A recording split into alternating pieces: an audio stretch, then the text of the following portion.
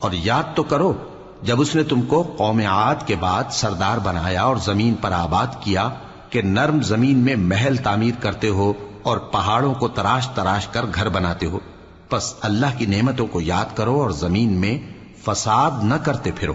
تو ان کی قوم میں سردار لوگ جو تکبر کرتے تھے غریب لوگوں سے جو ان میں سے ایمان لے آئے تھے کہنے لگے، بھلا تم یقین کرتے ہو کہ صالح اپنے پروردگار کی طرف سے بھیجے گئے ہیں؟ انہوں نے کہا، ہاں، جو چیز وہ دے کر بھیجے گئے ہیں ہم اس پر بلا شبہ ایمان رکھتے ہیں. تو سرداران مغرور کہنے لگے کہ جس چیز پر تم ایمان لائے ہو ہم تو اس کو نہیں مانتے. آخر انہوں نے اس اونٹنی کو مار ڈالا اور اپنے پروردگار کے حکم سے سرکشی کی اور کہنے لگے کہ صالح، جس چیز سے تم ہمیں ڈراتے تھے اگر تم اللہ کے پیغمبر ہو تو اسے ہم پر لے آؤ. پس ان کو زلزلے نے آ پکڑا، سو وہ اپنے گھروں میں اوندھے پڑے رہ گئے. پھر صالح ان سے نا امید ہو کر پھرے اور کہا کہ میری قوم، میں نے تم کو اللہ کا پیغام پہنچا دیا اور تمہاری خیر خواہی کی، مگر تم ایسے ہو کہ خیر خواہوں کو دوست ہی نہیں رکھتے. اور اسی طرح جب ہم نے لوط کو پیغمبر بنا کر بھیجا تو اس وقت انہوں نے اپنی قوم سے کہا کہ تم ایسی بے حیائی کا کام کیوں کرتے ہو کہ تم سے پہلے اہل عالم میں سے کسی نے اس طرح کا کام نہیں کیا، یعنی خواہش نفسانی پورا کرنے کے لیے عورتوں کو چھوڑ کر مردوں کے پاس آتے ہو. حقیقت یہ ہے کہ تم لوگ حد سے نکل جانے والے ہو. اور ان لوگوں سے اس کا جواب کچھ نہ بن پڑا، اور بولے تو یہ بولے کہ ان لوگوں یعنی لوط اور اس کے گھر والوں کو اپنے گاؤں سے نکال دو کہ یہ لوگ پاک بننا چاہتے ہیں. تو ہم نے ان کو اور ان کے گھر والوں کو بچا لیا، مگر ان کی بیوی نہ بچی کہ وہ پیچھے رہنے والوں میں ہو گئی. اور ہم نے ان پر پتھروں کی بارش برسائی، سو دیکھ لو کہ گناہگاروں کا کیسا انجام ہوا. اور مدین کی طرف ان کے بھائی شعیب کو بھیجا تو انہوں نے کہا، اے قوم، اللہ ہی کی عبادت کرو، اس کے سوا تمہارا کوئی معبود نہیں. تمہارے پاس تمہارے پروردگار کی طرف سے نشانی آ چکی ہے، تو تم ناپ اور تول پوری کیا کرو اور لوگوں کو چیزیں کم نہ دیا کرو اور زمین میں اصلاح کے بعد خرابی نہ کرو. اگر تم صاحب ایمان ہو تو سمجھ لو کہ یہ بات تمہارے حق میں بہتر ہے.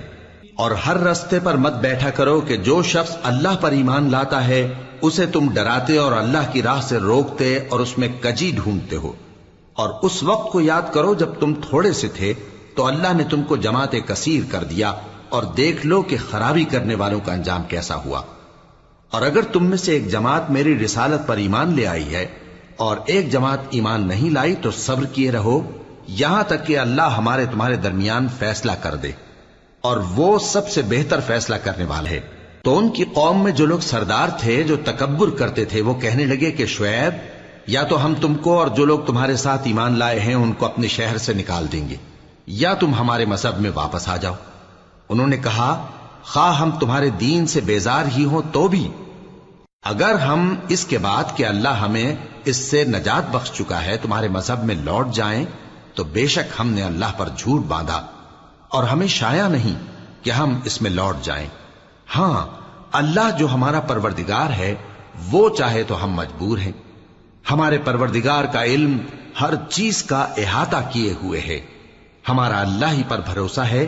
اے پروردگار، ہم میں اور ہماری قوم میں انصاف کے ساتھ فیصلہ کر دے، اور تو سب سے بہتر فیصلہ کرنے والا ہے.